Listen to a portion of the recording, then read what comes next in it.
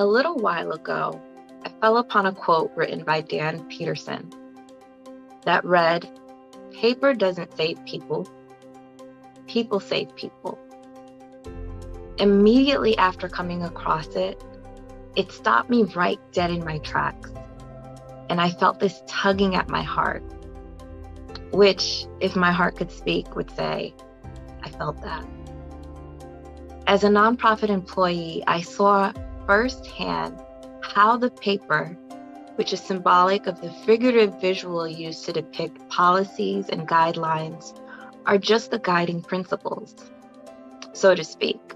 But really, it's the people who bring about the policies to life through demonstration, through their words, through their execution of right processes in their daily walk and action that matters the most and will really bring about the level of change needed for the level of productivity to increase so that others can really further the mission-driven work that most nonprofits engage in.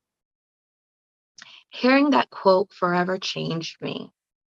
It really helped me to see my humanity and the humanity of others in the transactional work that we do as employees working for a larger conglomerate on a day-to-day basis. It was then that I decided to devote the remainder of my days empowering not just myself and others, but to help them in a way so that they can look forward to putting people over profit. At the time, I didn't fully know how I was going to do it, but I knew that I was up for the challenge. I didn't know how I was going to show up or how I was going to show up, but I was absolutely ready for the challenge. Dan Peterson's quote was a lesson that I wanted to see demonstrated, not just in my physical life, but also in my personal life.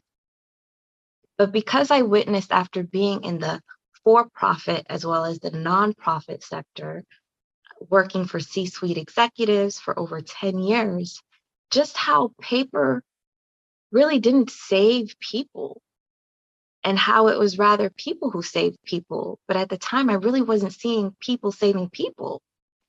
So you can kind of see the conundrum where I was somewhat skeptical of Mr. Peterson's words. So as cliche as it sounds, sometimes we must really be the change that we wish to see in the world. If we are working for a company where the expectation is you either sink or you swim, sometimes we may have to pull ourselves out of that boat wreck and learn to swim our way to safety. Again, to be the change or to pull yourself out of that boat wreck reference may look different for everyone. But for me particularly, it meant rewriting policies and procedures that were not only mindful of the diversification of the readership, but it also meant in words and in actions, upholding those policies and procedures. Those two things, although small in my eyes, was how I was really going to move the needle as it related to saving people in a work context. So creating safe space was huge and it was important in this process. Creating safe space in the workforce, it went beyond lighting, it went beyond break spaces, it went beyond first aid kits, it went beyond trip hazards, policies and procedures, and it went beyond those things. And it also incorporated adding all of those things together as a collective so that employees could not only feel seen, but that they can also feel heard in such a way that it improves their productivity and their overall fulfillment at work was a particular purpose that I was focused on accomplishing.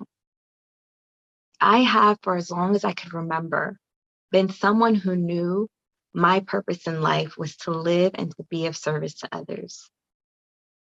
I shared what I shared with you thus far just to illustrate a few key points. So at this time, if you guys want to take something down to write with, I encourage you to do so. So those key points are, we said this earlier, but I want to reiterate, being the change you wish to see in the world. Do not worry so much about how you're going to be equipped to be the change, and just be it. Creating safe space is also another important key point. Creating the safe space, it really exceeds avoiding and providing provisions that are going to prevent physical hazards. It's really about being seen. It's also about being heard. It's also about being acknowledged for the things and the ways that we show up at work. And lastly, your life has more meaning when you enable it to be driven by purpose. So I want all who are listening to be the change you wish to see in the world. Even if it's uncool, even if it's scary, even if it's unpopular, even if it's not the thing that you want to do. In a world of uniformity, it is important to have that and to go against the grain. We always have those people who are going against the grain. Maybe that person is you. So break the standard of uniform practice. Someone is counting on you to do it. Did you know that the world improves best when change is being received most? Do not trouble yourself with learning how to be equipped to be the change, and just really focus on being it. If you don't feel safe in your workplace, whether it's, I don't feel like I'm being seen and I don't feel like I'm being heard, do what you can on a daily basis if you're not ready to move on to another place of employment, to really take what's on paper as it relates to policies and procedures that really guide the corporation's principles and bring it to life in whatever small way that you can. Whether that means making it a point to not have a meeting after a meeting, if that's the part that you can do, and if that means, I'm not going to gossip, I'm not going to participate in that, then so be it. That small thing could be your contribution to making the workplace a better place. Studies after studies are showing that employees who work in an environment where, in addition to having physical safety, there's also that emotional safety.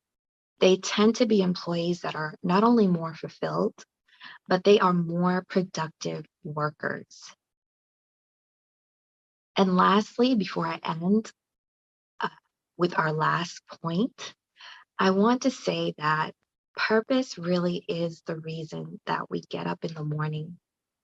Purpose is the reason why we create.